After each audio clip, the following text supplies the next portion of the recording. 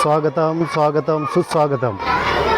आज आपल्या खंडेश्वर सेवाभावी संस्था संचलित संत भीमशे विद्यालय अँड ज्युनियर कॉलेज आणि भीमशे पब्लिक स्कूल या शाळेमध्ये आपण आनंद नगरी आयोजित केलेले आहे आणि वर्षभर आपण विविध उपक्रम या ठिकाणी शाळेमध्ये राबवत असतो। विद्यार्थ्यांच्या सर्वांगीण विकासाला चालना देण्यासाठी आपण विविध उपक्रम राबवत असतो। यावर्षी आपण आनंद नगरी हा उपक्रम राबवलेला आहे।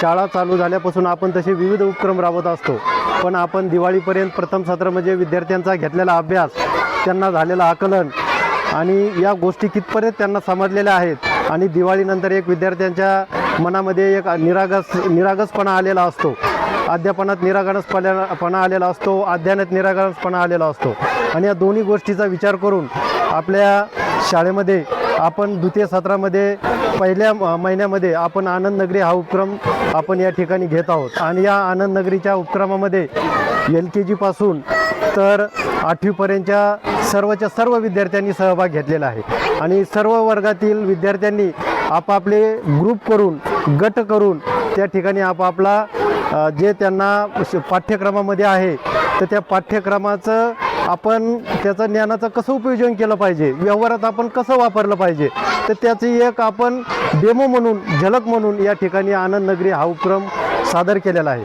आणि आनंद नगरी उपक्रम सादर करण्यासाठी माझे शाळेतील सर्व शिक्षक बांधव हे खूप गुणी आहेत। यांनी एक महिना विविध त्यांना संभाषण कौशल्य असेल, त्यांचे स्टॉल लावण्याचं असेल, तर या पाठ्यक्रम अभ्यासक्रम सर्व गोष्टीचा विचार करून या ठिकाणी ते स्टॉल लावलेले आहेत। या उपक्रमाला पालकांचा आत्तापर्यंत भरभरून प्रतिसाद लाभलेला आहे।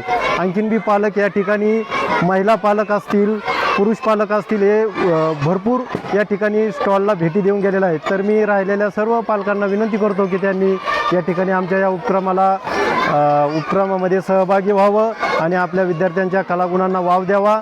धन्यवाद। आता यानंतर आपल्याला लागलीच या ठिकाणी माझे शाळेतले सहशिक्षक, इंग्रजी विषयाचे शिक्षक चव्हाण सर आणि गणित विषयाचे सहशिक्षक श्री झेंडेकर सर हे विद्यार्थ्यांशी हितगुज साधणार आहेत। त्यांच्याशी त्यांच्या मनात काय आहे हे त्यांना उलगडा करण्यासाठी प्रश्न विचारणार आहेत। तर ते चला तर मग आपण आता बघूया या आपल्या शाळेतील गुणी शिक्षक या आपल्या गुणी मुलांना कशा प्रकारचे प्रश्न विचारतात आणि आपले हे मुलं कशा प्रकारे त्यांना उत्तर देतात। चला तर आपण ते आता बघूया।